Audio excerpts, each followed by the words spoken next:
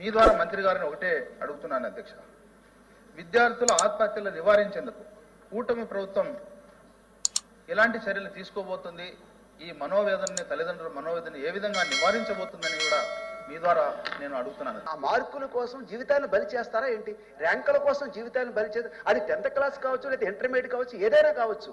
ఈ రకమైనటువంటి wrong tradition అది ప్రభుత్వ విద్యారంగంలోనా ప్రైవేట్ విద్యారంగంలోనా దాన్ని కంట్రోల్ చేయాల్సిన అవసరం ఉన్నది. ముఖ్యంగా కార్పొరేట్ విద్యా విధానం వల్ల మాత్రమే ఈ రకమైనటువంటి ధోరణి బాగా పెరిగిపోయింది. అది ప్రభుత్వ పాఠశాలకు కూడా వస్తుంది. అది కళాశాలలో విద్యార్థుల ఆత్మహత్యలు పెరుగుతున్నాయా? అది దానికి కాదని అంటున్నాను అధ్యక్ష. ఇప్పుడు పిల్లల ఆత్మహత్య అందరికీ బాధాకరమైన విషయం. నేను విద్యాశాఖ మంత్రి అయిన తర్వాత ఒక ఇన్సిడెంట్ అవుతే సెక్రటరీ వాళ్ళతో కూర్చున్నప్పుడు కూడా ఒకటే చెప్పాను, సొంత పిల్లలకి మన సొంత బిడ్డ ఇట్లా జరుగుంటే మనం ఎట్లా రియాక్ట్ అవుతామో అలా రియాక్ట్ అవ్వాలి. ఇష్యూకి హ్యుమానిటేరియన్ గ్రౌండ్లో మనం ఆలోచించాలి అని చాలా స్పష్టంగా నేను చెప్తాను జరిగింది అధ్యక్ష. జరుగుతున్నాయి కాదని ఎవరు అనట్లేదు, ఆత్మహత్యలు జరుగుతున్నాయి. ప్రైవేట్ మరియు ప్రభుత్వ జూనియర్ కళాశాలకి ఓరియంటేషన్ ఇచ్చి ఎర్లీ సిమ్టమ్స్ అంటే ఆత్మహత్య చేసుకోవాలనేది ఒక్క క్షణంలో ఆలోచించి కాదు, ఒక సిమ్టమ్ అనేది ఉంటుంది. విద్యార్థులు ఆ సిమ్టమ్ మనం క్యాప్చర్ చేయాల్సిన అవసరం ఉంది అధ్యక్ష. పిల్లల్ని ఆత్మహత్య చేసుకోకుండా చూసుకోవాల్సిన బాధ్యత ఉంది అధ్యక్ష.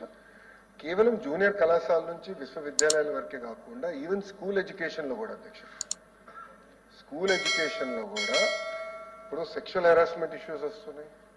ఇవన్నీ కూడా ఏంటంటే స్కూల్ ఎడ్యుకేషన్లో కూడా ఈరోజు మేము కొన్ని కౌన్సిలర్స్ సుమారుగా 280 కౌన్సిలర్స్ మేము నియమించాం.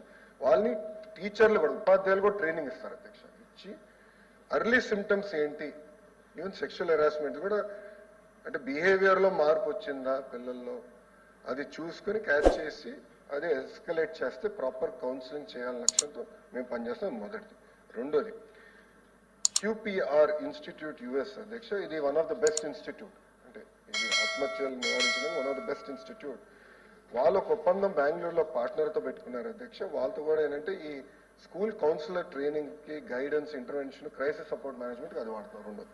మూడోది టెలికౌన్సిలింగ్ సర్వీస్ అధ్యక్ష. ఎస్పెషల్లీ బోర్డ్ ఆఫ్ ఇంటర్మీడియట్ ఎడ్యుకేషన్కి టెలికౌన్సిలింగ్ సర్వీసెస్ ఏర్పాటు చేసి పిల్లలకి ఈ స్ట్రెస్, యాంగ్జైటీ కోప్ చేసుకునే విధంగా ఎట్లా కౌన్సిలింగ్ చేయాలో అది మూడోది. నెక్స్ట్ అకాడమిక్ ఇయర్ నుంచి యాక్టివ్ AP పేరుతో we going to take it very seriously. అది తీసుకుని వారానికి కనీసం 150 నిమిషాలు ఫిజికల్ యాక్టివిటీ ఏర్పాటు చేయాలనేది మన ప్రభుత్వం తప్పనిసరిగా తీసుకుంటుంది. స్కూల్ గ్రౌండ్స్ అన్ని మ్యాప్ చేస్తాం.